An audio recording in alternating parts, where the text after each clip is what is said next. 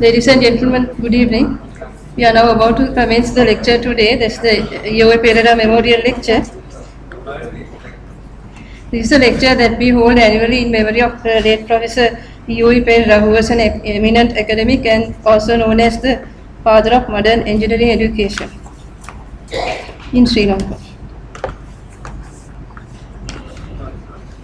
This year is his 108th birth anniversary. Really, yesterday was his birthday, but because yesterday was a Sunday, we had to have this lecture today.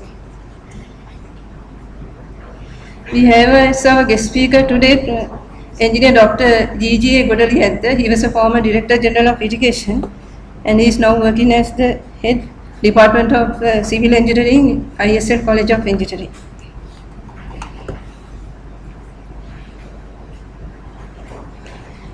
Now the guest speaker is accompanied to the hall by the presidential party. They are just arriving. Now I would request you to rise up from your seats. Kindly remain standing till they come up to the stage.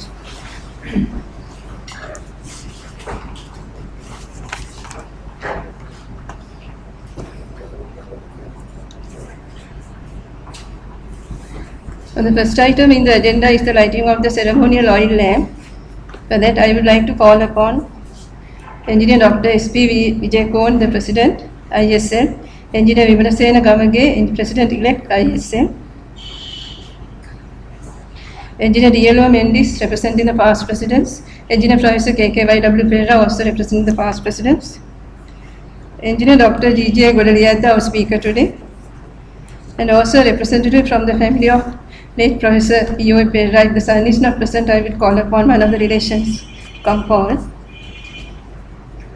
Engineer Professor Irananda Rajapaksa, Dean, Faculty of Engineering, University of Peradeniya, and also Engineer Prabodha Jinasena, Chairman, Civil Engineering Section Committee.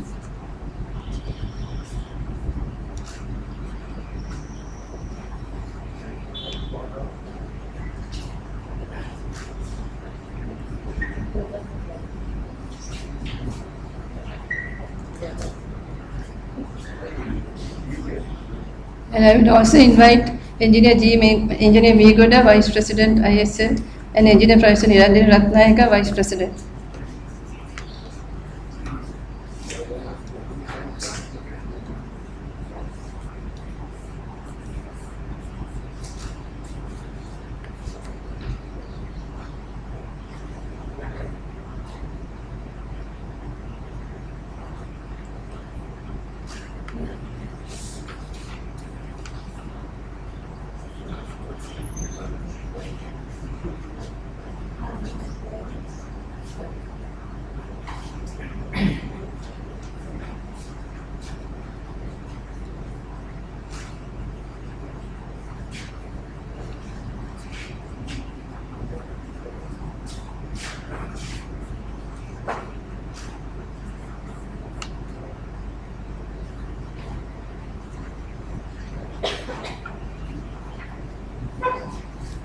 May I now call upon the President, Engineer Dr. S.P. Vijayakorn, to garland the photograph of Professor E.O. Pereira.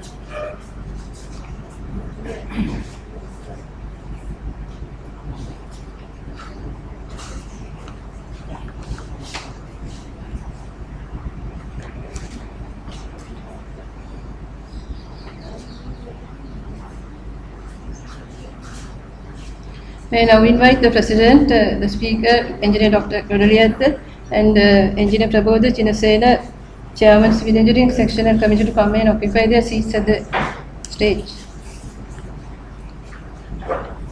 Others can take their seats.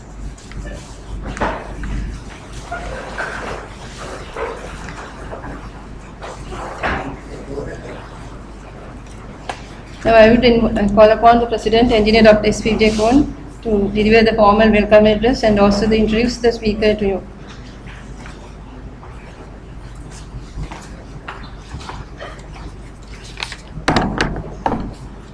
Good evening to all of you.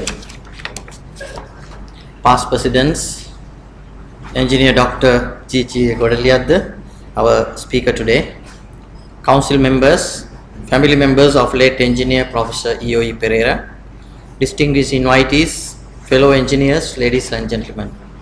On behalf of the Institution of Engineers, Sri Lanka, I welcome you all to the Professor E.O. Pereira Memorial Lecture today. This memorial lecture is an annual event organized by the institution to commemorate the birth anniversary of late engineer Professor E.O. Pereira, which falls on 13th September.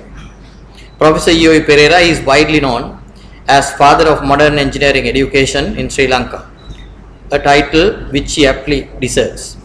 It was he who set up Sri Lanka's first faculty of engineering in 1950 at the Peradeniya University.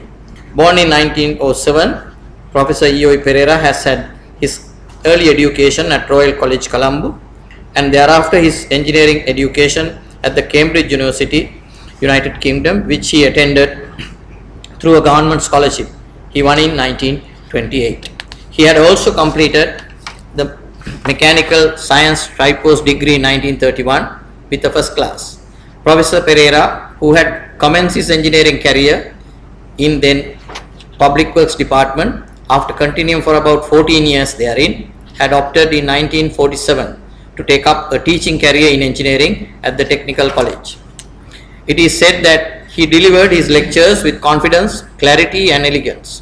While serving the Technical College, he had been involved with the preparation of plans for the first ever Faculty of Engineering, of which he later became the Dean, a post he held almost uninterruptedly until 1969, when he became the 5th Vice Chancellor of the University of Ceylon, succeeding Mr. M.J. Pereira.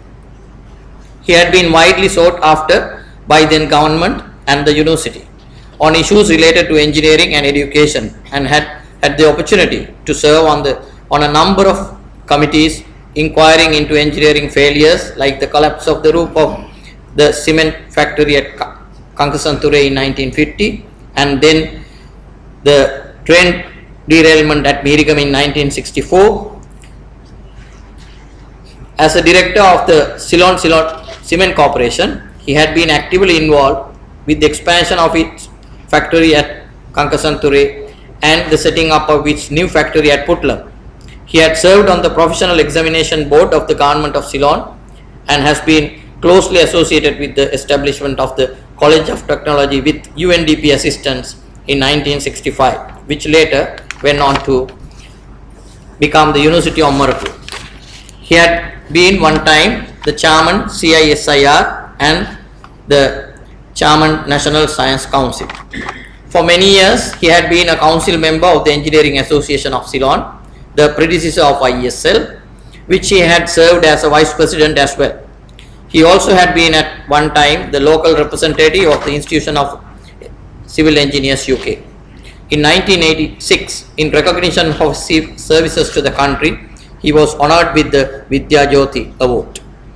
After he passed away on May 17, 1988, as a tribute to him, the IESL had established an annual prize and had taken steps to publish the 3rd volume in its History of Engineering series in his memory. The IESL has also named its refurbished library in 2010 as the E.O. Pereira Resource Center.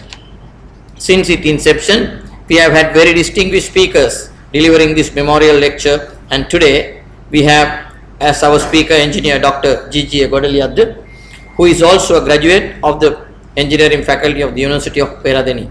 Engineer Dr. Godaliyadda presently works as the head of the Civil Engineering Department of the IESL College of Engineering. Engineer Dr. Godaliyadda graduated with honours from the University of Peradeniya, Sri Lanka in 1975, specializing in civil engineering, and has followed postgraduate studies at the Colorado State University, USA. He has a Master of Philosophy obtained from the University of Peradeniya and a PhD from the Cornell University in USA. He has specialized in canal operational hydraulics and water management and has presented many technical and research papers at international conferences and seminars. After his graduation, he joined the Irrigation Department in 1976 as an irrigation engineer and had served many areas of the country. At his time of retirement from the Irrigation Department in June 2012, after a service of more than 36 years, he was holding the post of Director General of Irrigation, in which post he assumed duties in September 2010. He is a fellow of the Institution of Engineers Sri Lanka and a member of the Institution of Civil Engineers UK. Irrigation plays an important role in agriculture when there is inadequate rainfall to promote crop growth. The design and management of irrigation systems differ from country to country, and today Engineer Dr. Godaliyadda will speak on the water management concepts and practices used in Sri Lanka in relation to those of other countries and the appropriateness of the new approaches that have been made in recent times in the field of irrigation in Sri Lanka. May I now invite Engineer Dr. G A Godaliyadda to deliver the memorial lecture on the topic Irrigation Water Management, Crop to Dam.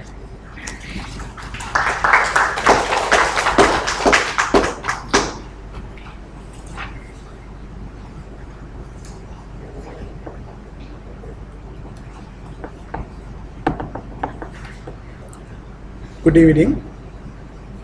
Engineer Dr. S.B. Vijayakorn, President of the Institution of Engineers, Engineer Vimalsena Gamanike, President-elect, and Engineer Prabodh Jinasena, Head of Civil Engineering Section, past Presidents, Engineer Arundhati Imalasurya, Executive Secretary, ladies and gentlemen. First of all, I thank Dr. S.P. Vijayakorn and Engineer Gamage forcing me to do this speech on this subject. I was a bit reluctantly agreed, but now I am happy that I can talk something, I can share my knowledge with you on the irrigation water management, not only irrigation water management, the field of irrigation engineering. Today I am going to talk irrigation water management, crop to dam, but usually we do dam to crop because it's going all the way down. So I am looking at a different angle, starting from crop going towards dam. So there are countries work on this type of things, and also in the ancient past we have worked on like that. So I will consider all these things and try to share my knowledge on this subject. And this is sort of sharing my knowledge to give credit to Professor E.O.E. Pereira. He was Vice Chancellor when I entered the university in 1970. But frankly speaking, I have not seen him, but I knew that he was an engineer and Vice Chancellor of the University of Peradeniya. Coming to the topic, on few main headings, I want to share my knowledge with you. Irrigated agriculture in Sri Lanka, why we need irrigation. I want to share a little bit of botany with you, soil water plant relationship, plant life. Then our irrigation infrastructure, ancient and modern, what are the main functions, what are the problems encountered with modern irrigation systems. I use the word upstream control, but I will explain to you later what I mean by upstream control. And also the initiatives to improve irrigation system operation and water management in Sri Lanka over the last 30 years. I joined the irrigation department in 1976 and served nearly 36 and a half years. I can share only 30 years of experience, which is a small amount when compared to the 2000 years irrigation history in our country. Also, I like to share my knowledge in the irrigation department with special attention to one of the largest systems, Senanayaka Samudra Galoya system, where I worked 30 years ago. Also, some of my research experiences on system operation, and also I will try to look at some flow control systems in other countries and how we can approach improve water management from crop to dam today. Coming to the irrigated agriculture. The irrigated agriculture comes when there is insufficient rainfall to grow the crops. These are there from the ancient times, even 2000 years ago. As of today, according to the statistics, we have 564,000 hectares of irrigated land and 203 hectares of rain-fed agriculture. So these 564,000 hectares of irrigated land, mostly in dry zone of Sri Lanka and also in intermediate zones. We get some irrigation schemes in wet zone through diversion structures, systems. Coming to this massive irrigation infrastructure looked after by two major institutions, Irrigation Department of Sri Lanka, Mahaveli Authority of Sri Lanka, and the provincial councils and the Agrarian Service Development. So to brief you, Irrigation Department manage major 106 major schemes and 225 medium schemes, about 2,550 kilometers of main canals, 8,000 kilometers of canal network. It's a massive amount, and we store 3,775 million cubic meters, which is nearly equivalent to 3 million acre feet. Also the Mahaveli system, there are HG, BScEng and various other systems, 17 major headworks, and it has a massive irrigation infrastructure with 264 main canals and like 2,500 canal networks, and that system store about 3,160 billion cubic meters. So I was working out altogether, if we add both, and it will come, if we convert to the more convenient units, it's come to 6 million acre feet. So I compared the acre feet. So the Sri Lanka's surface area is something like 16 million. So it's, if you spread 1 foot of water, 36% of our country is covered with this amount of water. So we have a large, we have a fairly big amount of water stored in our country. And also we have minor systems, minor tanks.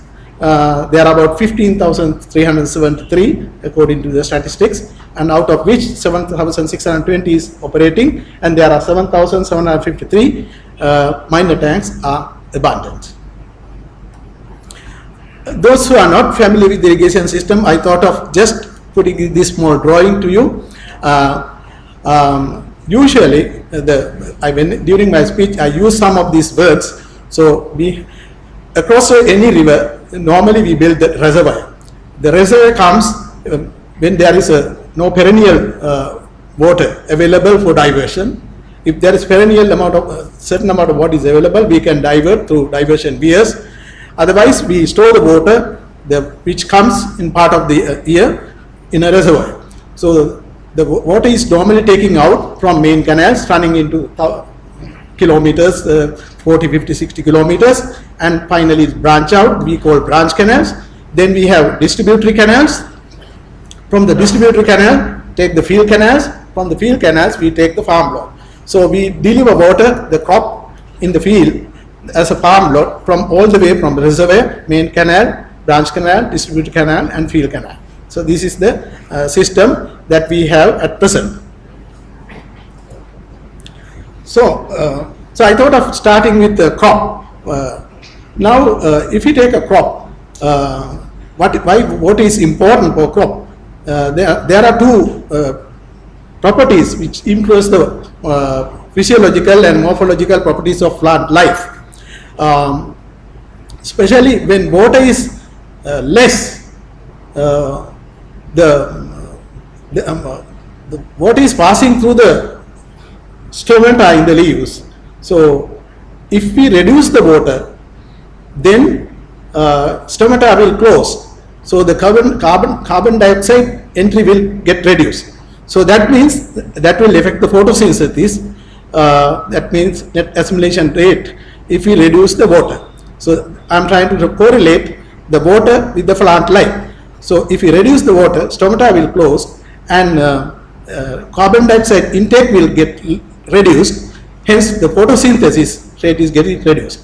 And on the other side, if we have sufficient water in the plant, then the cells in the plant have a turgidity, and cells will expand, and also the cell division will take place. So the crop growth is getting increased. So if the crop growth is getting increased, the leaf area is more, then more stomata, more photosynthesis. So the crop growth rate depending on water, that is for the photosynthesis as well as for the leaf area. So the water is very important thing in plant life, and also it will help the nutrient transport from plant growth. So and as you know now, the crop, according to the growth stages, the water requirement will vary. If you take a paddy crop, it will have a different stages. So according to the stages, the water requirement will vary. So where are we going to store this water? We have to store this water in the soil profile. Depending on the soil structure, that is soil texture, the water can be stored. Normally, the silt, clay, and sand proportions will decide what are the type of soil. There can be a sandy slate, sandy loam, silt, clay, like that. Various type of soil types are available. But depending on the soil texture, the plant can have certain amount of water.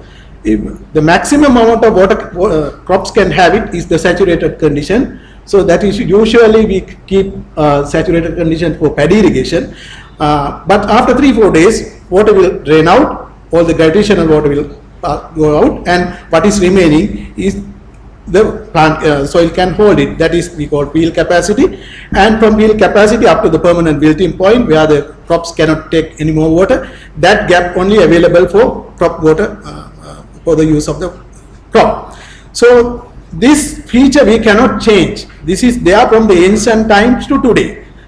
So the soils, even though at that time we have not identified what the soil type, what are the growth stages, what are the field capacity, whatever, but the plant life remains same. Even 2000 years ago, even today, it's a natural, normal phenomena. So soil plant water relationship is true. It's a universal phenomena for all times, even ancient time to modern day. So what we are trying to do is the same thing. How to maintain this soil water storage for crop growth, for the plant life, to produce crop production. So we have irrigation infrastructure, even ancient and modern, and there are, I am going to discuss what are the main functions and what are the problems encountered with modern upstream irrigation system, upstream control systems. So I am going to explain to you what is upstream control system little while later. I am going to show you some irrigation scheme. Now what you see on the top is an ancient irrigation scheme built 2000 years ago by King Saddhatissa in Ampara, that is called Rambukkangoya, and the canal lining on the other side for to take water. What you show today is the same place. 2 years ago, irrigation department completed Rambukkangoya reservoir and the canal, the same place. This is 2000 years ago and today. So there's a small difference. Our new dam is about 200 to 300 feet downstream of the old dam. But we could not use the old dam because of the condition of the old dam, and also the breach where the dam we want to close it, the ground conditions, the geological conditions. So we have to shift the dam towards downstream, and we constructed the dam.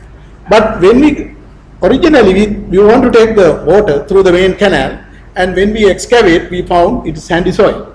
So we changed the designs and we put the concrete line sections. So you can imagine the same thing, just little bit below down, we saw this one. Originally we thought this is a sluice, but it's not a sluice, it's a canal. It's a canal lining with out of rocks, with jointed. So what we are doing today, they have done it 2000 years ago also. But there is one more thing, there is 2 compartments, but here we have 1 compartment. So that is also something we will discuss later. So in the modern day, today, we have irrigation systems, either storage or diversion. What is in the picture is the Galoya dam reservoir, and there we store the water, and also we divert water from the rivers, that is like Folgolla barrage.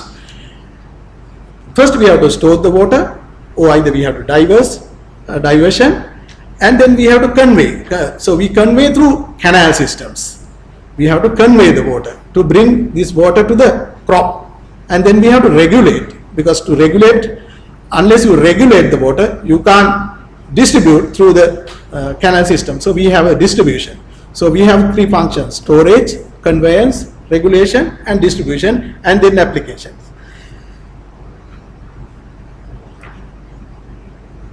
So modern day systems, so storage, reservoirs, or tanks, or diversion, barrage, or aqueducts. To convey, we have canals.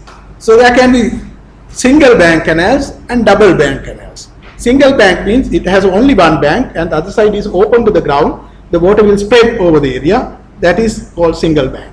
And sometimes you have a double bank, two banks, and you take the water. So this type of canal systems are available in Sri Lanka. And also we have structures to when we convey the water, we have to bring the water through siphons or aqueducts or drop structures to accommodate topographical variations. And then we have regulations. We have to regulate the systems through regulators, either gated structures or ungated. So we have to operate manually or motorized. And also we have to control the structures. It's mostly localized. The person will have to be there to control. But we manage the system in a centralized management, the entire system. Then we distribute water through some structures and with gates and through canal network. So now you can see, to bring that water to the crop, we store, convey, then regulate and distribute. But we want to store the water in the soil water storage, but our storage is far away above, maybe few kilometers away, maybe 30-40 kilometers away. In MPhil systems it is much more. So there are no storages. So to bring the water from all the way dam to the crop, to have this volume of water, we have to pass through all these procedures: conveyance, regulation, and distribution.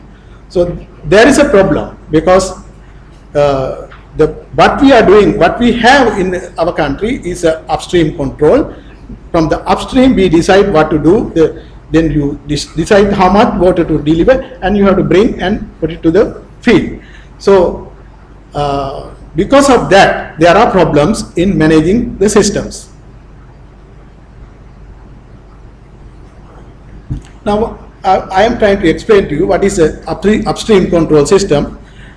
Usually upstream control system is the one we have in Sri Lanka. So normally O&M agency, that is Irrigation Department or MPhil authority, release the water to the tertiary units. That is, we decide how much water to release depending on the crops, how much through the sloughs, how much through the different part of the systems. So now when we try to do this one with a massive system, it's very cumbersome, because operation is very difficult, because we have to bring the water all the way from down to the crop storage through system, large network of canals, by controlling and regulating all the way down. So this problem is there with the upstream control systems, because it has a long response time, because it has to fill the canal and then come, and then also on the way there are a lot of operational losses. So because of that, the upstream control systems, we have some problems delivering water to the crops when the crop needs, because of this travel time, and also it has to pass through all these canals, because what we are controlling is the discharge, not the volume. But we apply in volume, but we send the water as a discharge. So it's a discharge control system. So, but we need lot of effort to control such systems. Now, what are the advantages? But this is mostly supply-based control concept, because we can control how much to deliver to various parts. So it's not a demand-driven; it is from the upstream control system. So that advantage is there. If you have a water shortage system, we can control and issue the water.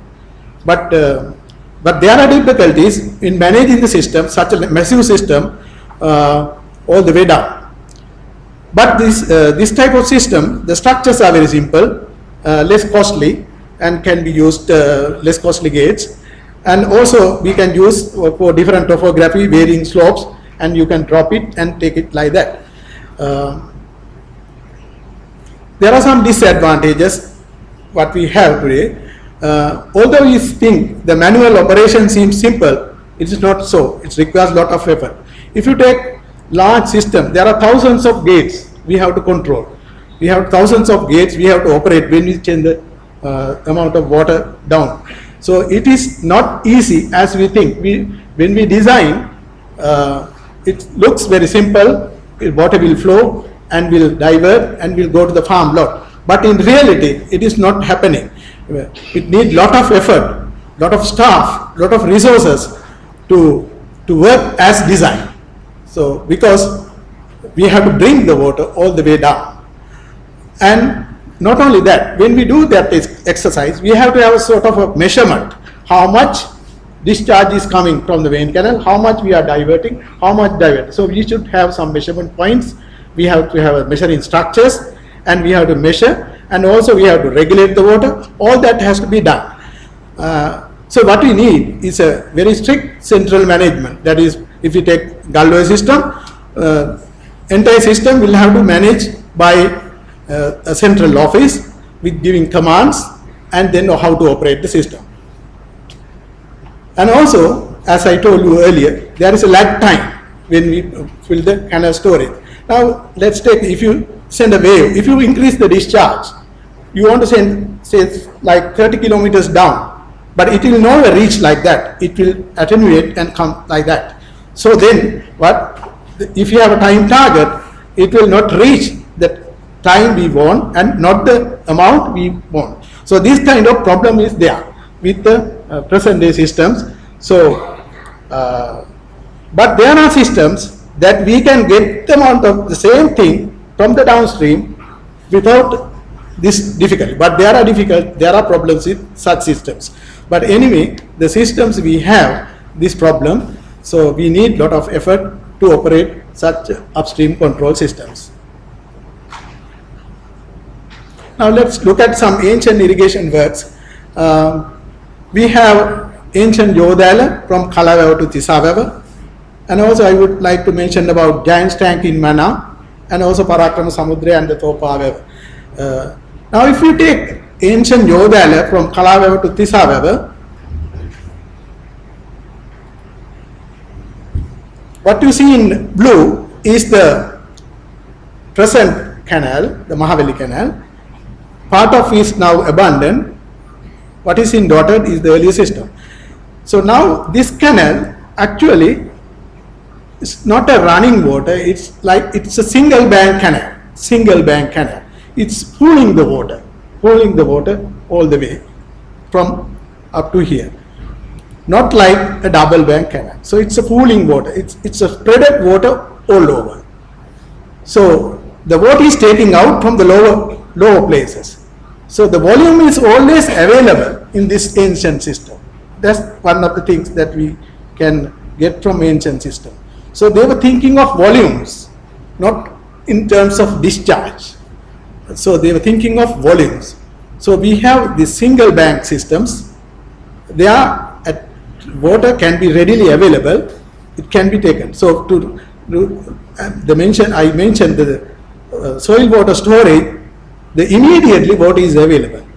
So you don't have to send the water through like in the upstream control system. So there is advantage of this kind of thing.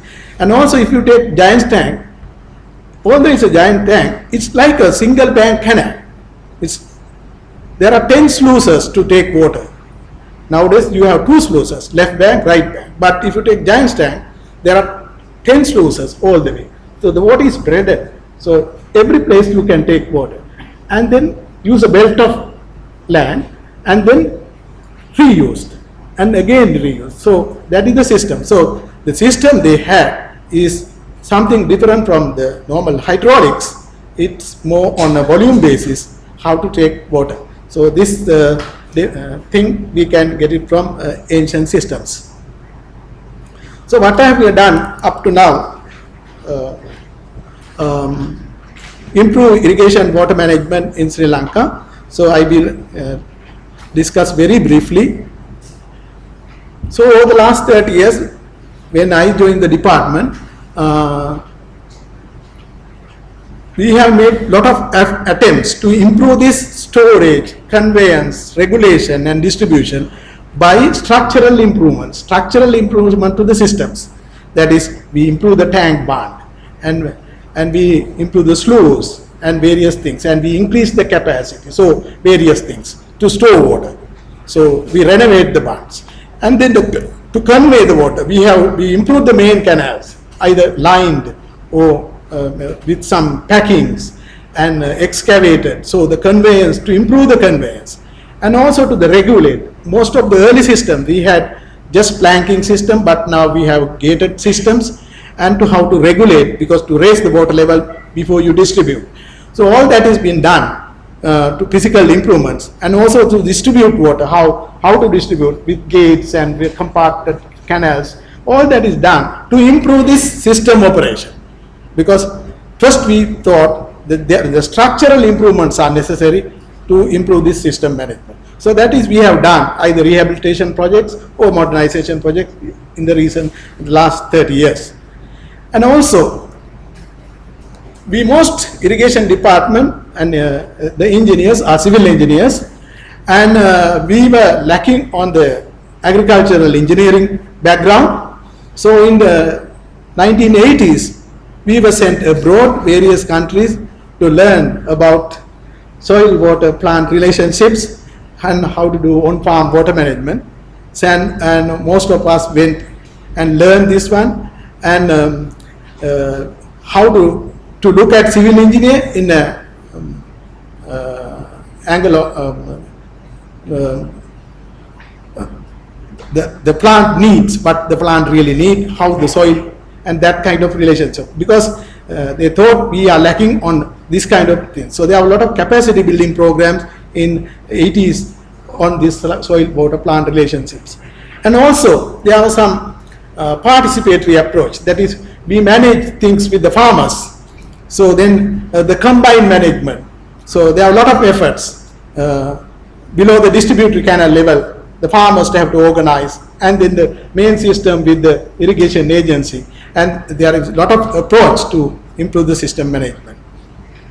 And also we did a lot of water management programs, like how to calculate water, how to divert in a massive system by irrigation scheduling and measuring the water each and every place to improve this water management things.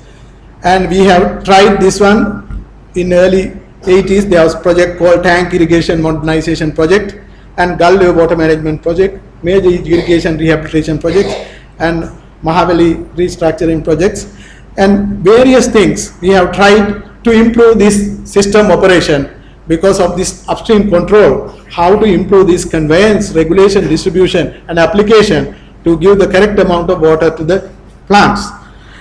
And in a place we worked with Mr. Gamage, we worked several years ago in this tank irrigation modernization project. There we did the canals with compartments, because if you have a distributory canal, we divide into three. The one compartment, water will go straight all the way to the tail end, other one will feed this side, other one will feed side, because the water for the tail end farmers is reserved through this compartment. So it's running compartment, once this is over, that is going straight.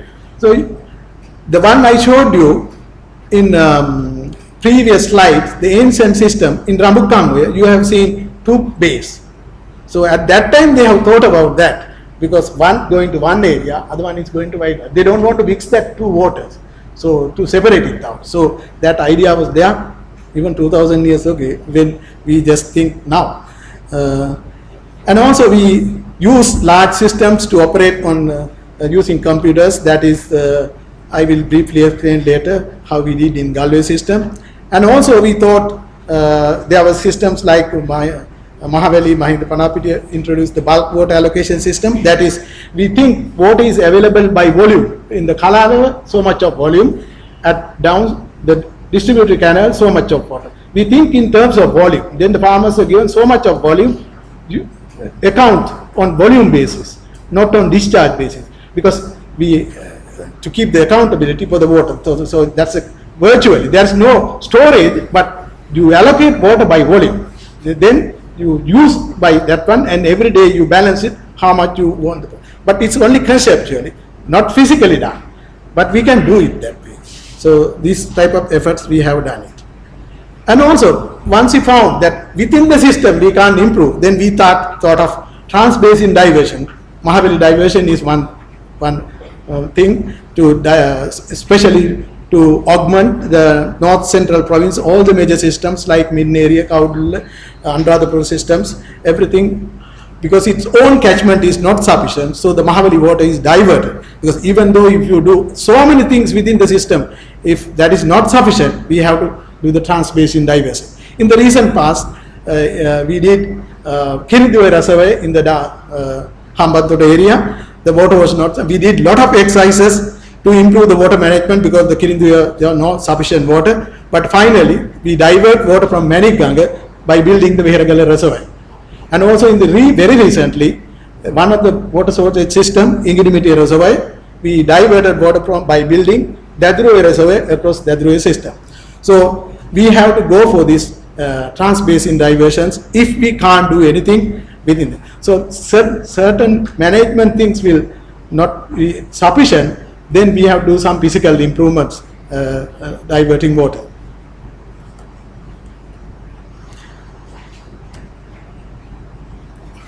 So I would like to share some of my experience in irrigation department and one of our largest system, the Galoya system, Sri Lanka Samudra. So I worked there 30 years ago. Yes, 30 years ago. I was sent there to improve this system. I have given some training abroad, and I was asked to improve this system's operation. It's a massive system. So we used I used several methods to improve that one. I used for the first time computer-aided irrigation scheduling for water delivery. At that time there were no computers in the irrigation department, only one computer in head office and one computer in Galoya. That is the Radio Shack model, the large one, and the floppy disk is about 12 inch by 12 inch floppy disk. And we wrote computer programs. I wrote it, but it is in my bag with 1,000 lines with MBasic. So we wrote a lot of computer programs how to schedule water, and then we put flow monitoring network, two-way communication system. So I will explain to you. So this is Galoya system. Galoya is the Sri Lanka Samudra. I am only concentrating on left bank system and irrigating about 60,000 acres on LB, altogether 120,000 acres. So we improved this system. The structural improvements we did under USAID grant, and then after that they wanted to improve the water distribution within this system. So I was asked to go there and do the improvements for this system. So I went there in 1985, and when I went there, even though it looks small, it's a massive system. Mr. Gamage worked in Ampara. I think it's a large area. It's not like this A4 size paper.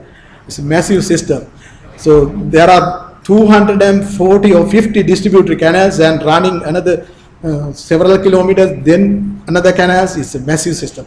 So then when I went there is two branch canals. One is called Uhana branch canal, other one is a Gonagola branch canal. So they were taking water. When they take water to this one, the other this one, they will close this one. When they want to take to this one, they will close this one. So it's on and off because there is saddle here. There, a deep cut section. Earlier they can't take water from this deep section to this area. To give you a feeling, now this left bank canal carry 1,500 cusecs. It's a massive amount. It's like a river. It's very big canal. So now they're managing both closing and opening. So because of that, there are a lot of problems, because in the farmers in these areas are getting water for after sometime 12 days or 14 days. So there are a lot of problems. So even after rehabilitation, they removed the rocks here, the barrier here, but they were managing water like this. So then at that time, there was a regional director, one Mr. Senthilnathan. I think he's very famous engineer. He's very good in decision making. And when I went there, if you go with a problem to him, he always gives the solution. But I told him this problem, why can't you run these canals continuously? He said it's impossible because of the Wuhan saddle. I said this Wuhan saddle is now cleared. Why can't we take water that way? The only time he said no is at that time. He said, do it but your own risk. I will not take that risk.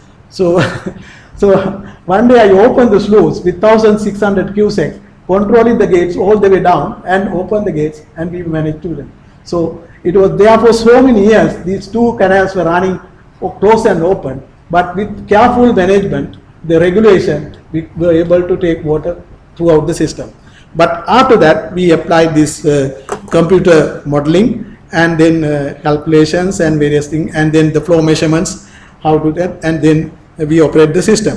You can see some in between tanks here. There are 4 or 5. This is one of the advantageous thing in the Galoya system. They are called intermediate reservoirs. So this is very useful, because at that time the Galoya, they have made it these intermediate reservoirs to store the water. It is not running water from all the way up to here. You can store here. So at any time we can take the water. So these regulation tanks, if we can accommodate any system, it's useful to keep the water, because even if you have, while you want to bring the water here, you can start from here and you can start here, and you can reduce this lag time and the response time. You can reduce it by having storages within the system.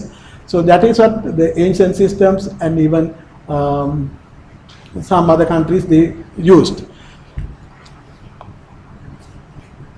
And for this system, we have improved. We had to do a lot of effort to operate the system. So we put all the gauges, measurement stations, and then we used communication system through telephones. Nowadays, of course, very easy mobile phones are there, but at that time only the line phones.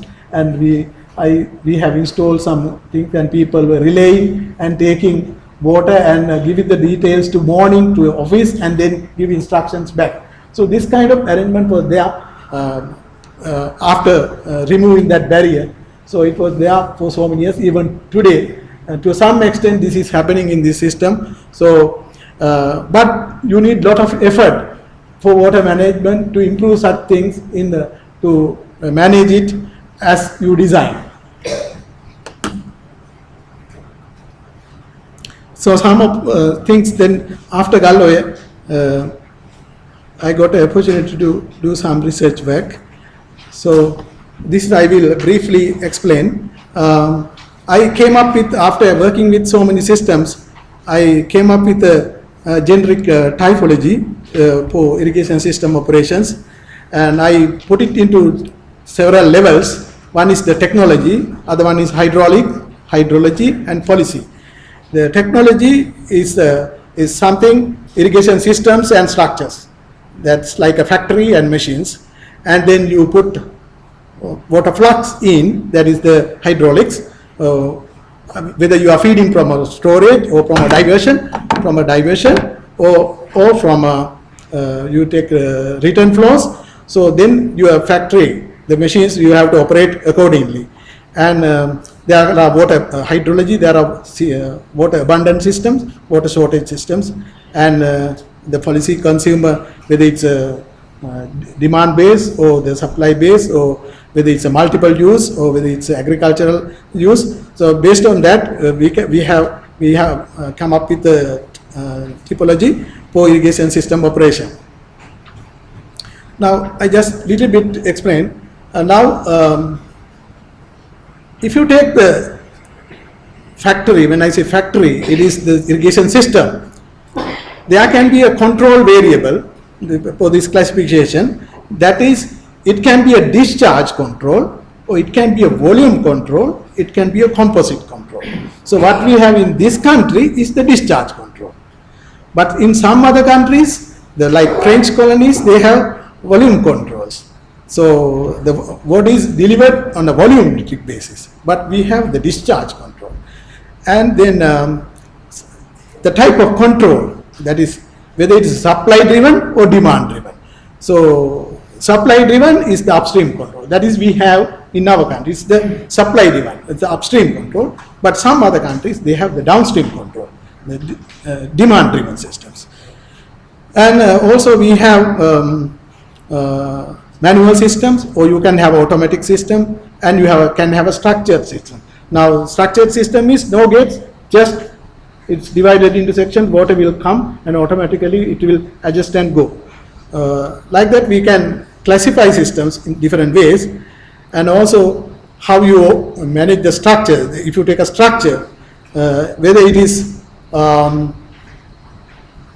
adjustment, whether it's a fixed adjustment or open or closed, or the stepwise or gradual, and also whether how do you manipulate the structure, whether it's manual or hydraulically automated, the automatic or motorized. And like that we can classify each and every item depending on these parameters, and they can come up with this matrix. And we can have canal reaches with single banks, double banks, and also with intermediate storages, various means.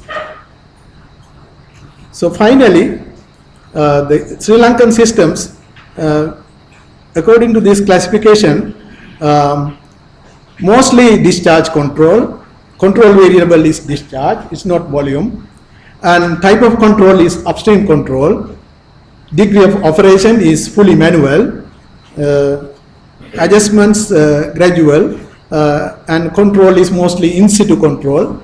And we have storages, double banks, single banks, and localized storages like that, the reservoirs that I have mentioned. And also there are return flow system, non-return flow systems, networks, and also diverting water from reservoir. So like that we can, only few criteria are partitioning these irrigation system classifications. So we did some hydraulical simulations by sending a water wave, a low increase and a high increase.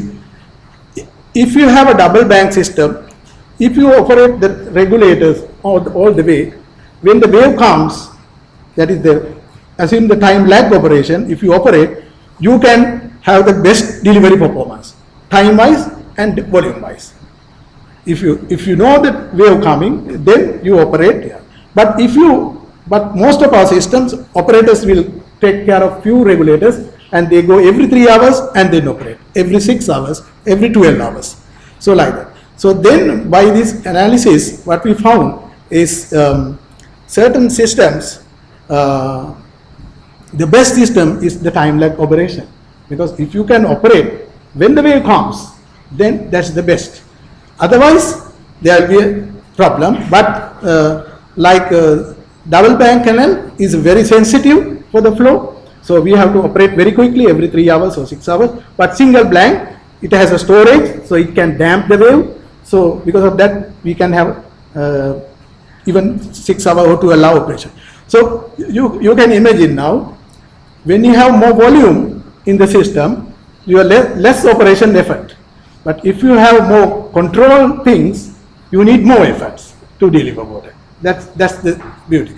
Our old systems, without much effort, they deliver the water by storing and various things. But if you try to send Q, discharge, and try to control, then you need lot of effort.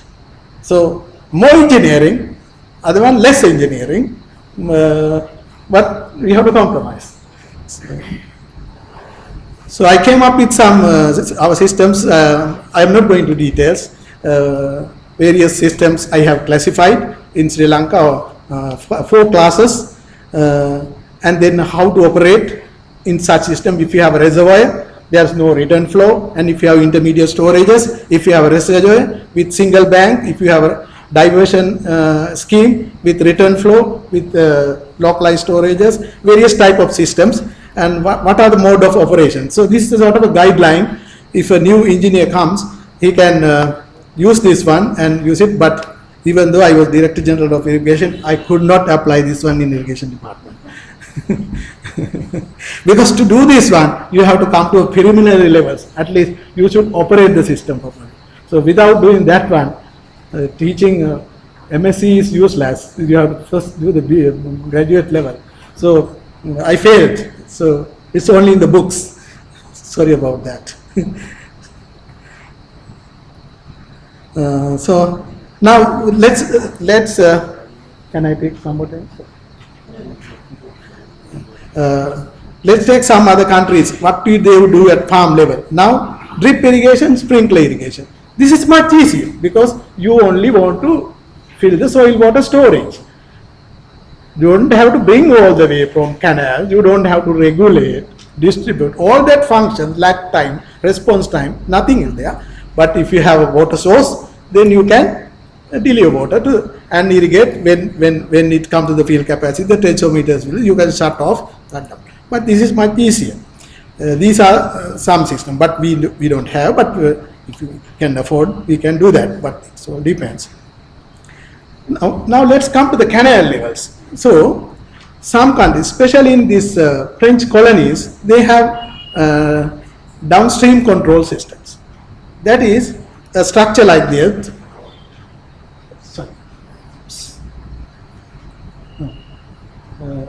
Structure like this with a floater, with a weight. If the downstream water level change, the gate will automatically open. So when people take water, gates will automatically open and fill the gas. There is no response time. There is no problem. So we can, but there are disadvantages, advantages. I will make. So this is one of the gates. There are gates like this, downstream control systems, and also there are combined upstream and downstream control systems and volume control system. So these kind of systems are there. That is more close to the crop because it is readily available water even in the main system. In our systems, we have to do a lot of efforts to bring the water. Downstream control systems. So all the problem of response time and operational losses. There is no response time. It quickly responds. Then we can take. But then when it open, other gate will open, other gate will open. But it will draw from water from the reservoir. So you have to remember, the reservoir will get empty. So, but in our system, we know the water is only this much, so we can control an issue. There are two things. So you can't have too much flexibility, but this is there. And it is a self-management system. It doesn't require any central management. But we don't know people. They will take water. So they are things. So it's a demand based. So what we have is the supply base. Water is available for immediate distribution. No operational losses. And it comes, the steady state comes quickly. But in our systems, if you send a wave and the flow in the entire canal is unsteady, so it takes a while to become to the steady state. So all the things will mess up. One fellow will open the gate, other fellow will close the gate, then everything will mess up.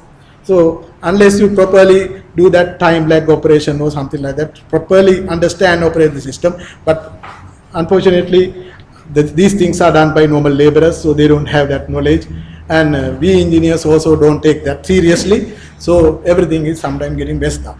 So, but these downstream control systems, there are advantages, no operational losses, and steady state can be obtained, and we can use hydromechanical gates, and it's also can be operated manually.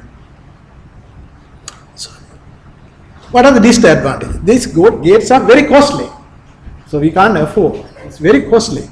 So I think in Sri Lanka, 1 or 2 places it is installed in Mahavali system. So, but it is very costly, but it's more flexible.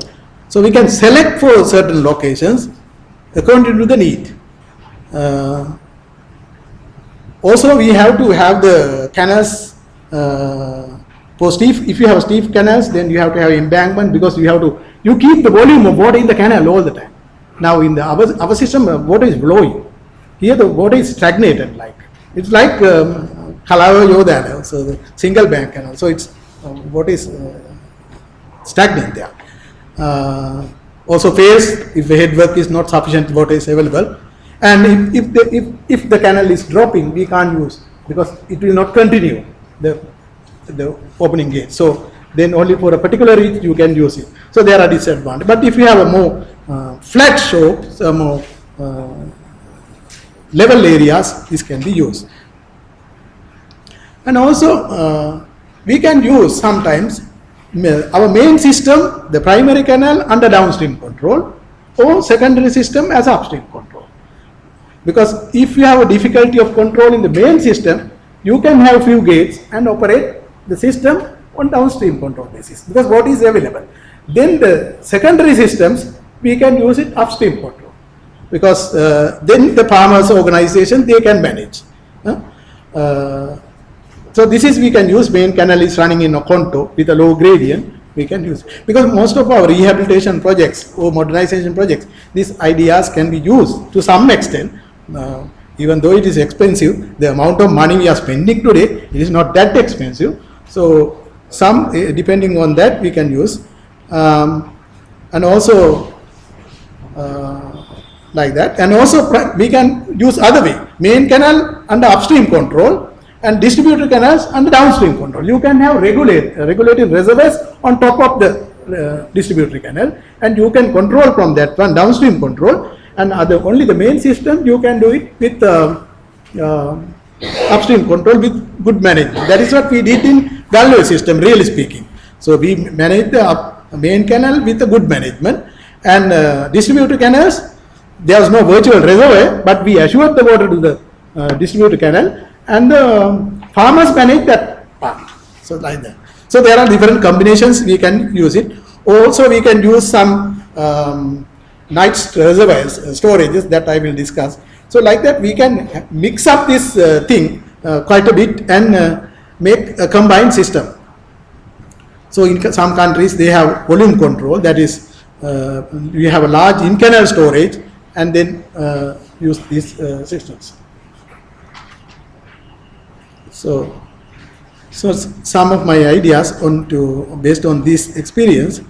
So what we can do is modify the design approach to overcome operational problems in conveyance, regulation, distribution and application. If we can modify the design approach to some extent from discharge control to partially volume control at subsystem level, at least to some extent, if you can place some reservoirs in between, like our domestic water supply, we all have a overhead tank, so it's readily available. If we can have some sort of water stored in various places, that will be very useful. So include regulating reservoirs. So the experience in Galoya is the more regulating reservoirs. So that systems work very well. And also incorporate and feed minor tank cascade in secondary level. Now we have, I told you, something like 17,000 minor tanks in our country, and they are connected. We call cascade, tank cascade. So we can feed those tanks and keep the volumes in those tanks and then use.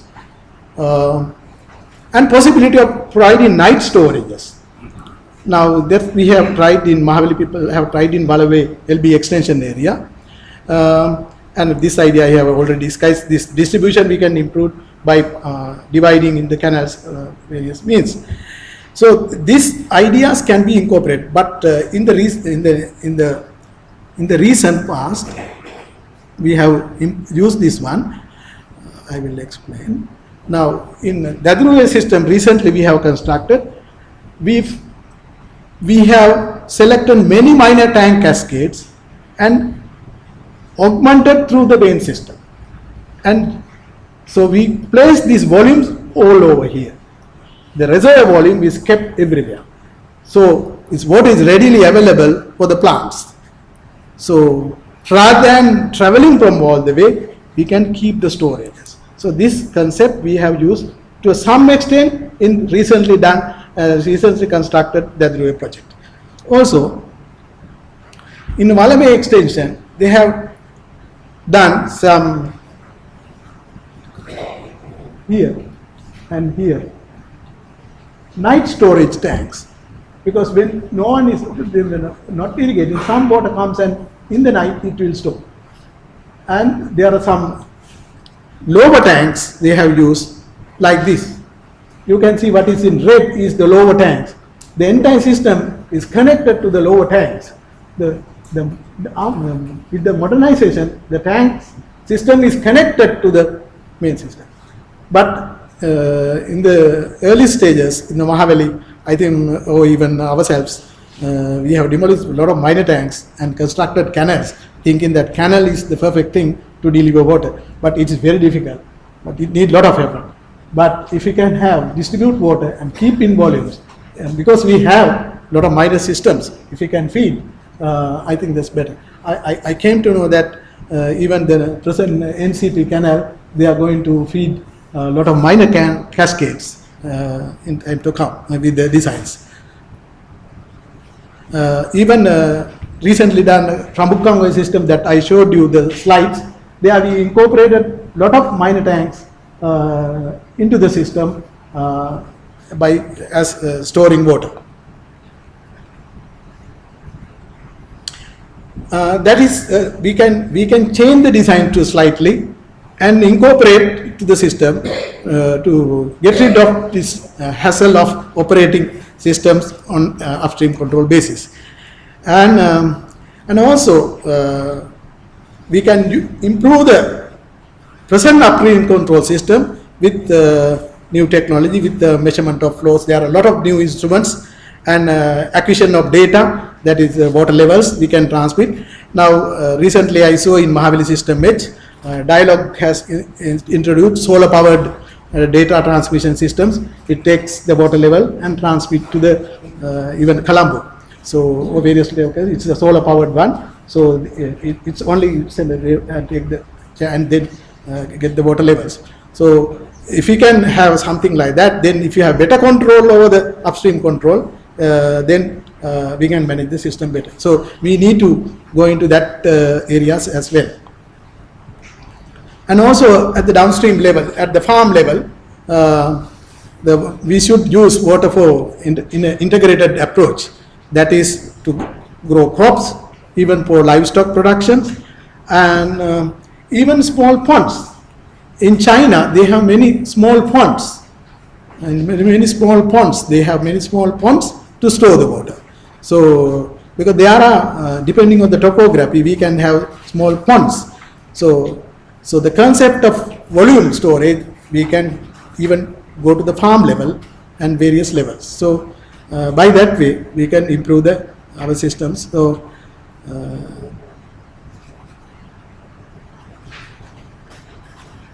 that's all I have to share with you. Thank you very much, and hope this is some of my experience with the irrigation department, how we can improve our systems with the new thinking, with our ancient systems, and some learns from the other countries, and at least to escape from too much of discharge control to the volume control, and to modify the designs. Hope I was able to convey my message correctly. Thank you very much for careful listening. Thank you very much.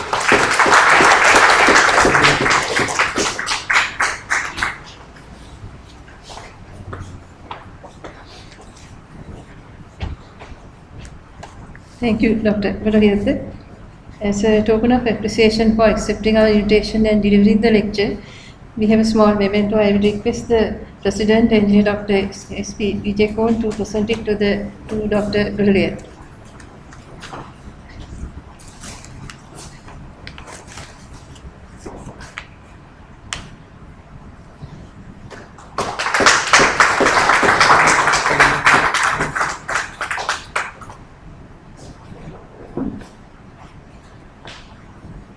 We have now come to the last item in the program, that is the proposing of vote of thanks. I will call upon Engineer Prabodha Jinasena to propose the vote of thanks.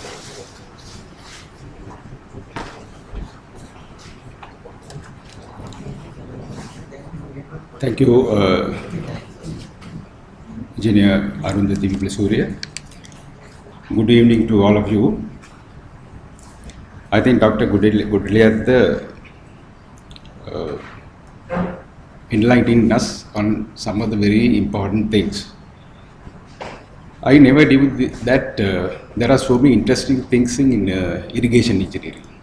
Had I knew this 25 years back, I would have joined irrigation department and to become irrigation engineer. It was very interesting. And I also picked up few words, keywords. Single bank canal. Single bank canal. We always thought that canals are having always two banks, but you can have a canal with single bank, where you can have several sluices. Thank you very much, Dr. Godaliyadda, for your informative presentation on crop to dam. Again, a new thing. We say dam to crop, but this is crop to dam. Thank you very much once again for your effort. And I also wish to thank President IESL, Dr. S.B. Vijayakol, President-elect Engineer Vimalasena Gamage for helping me to organize this presentation. Past presidents who are present here, thank you very much for your presence. And also wish to thank Executive Secretary, Engineer Arundhati Viplasuriya and the Secretariat staff for organizing, arranging all the facilities. I also wish to thank the IT division of IESL because as you all know, this presentation is generally all the presentations are live webcasts throughout the globe and anybody can watch it from any part of the world, and also the recorded version will go into the YouTube in a couple of days time. Finally, ladies and gentlemen, thank you very much for your presence here today. It made very colorful today at this EOE Pereira, Professor EOE Pereira Memorial Lecture. And I wish to remind you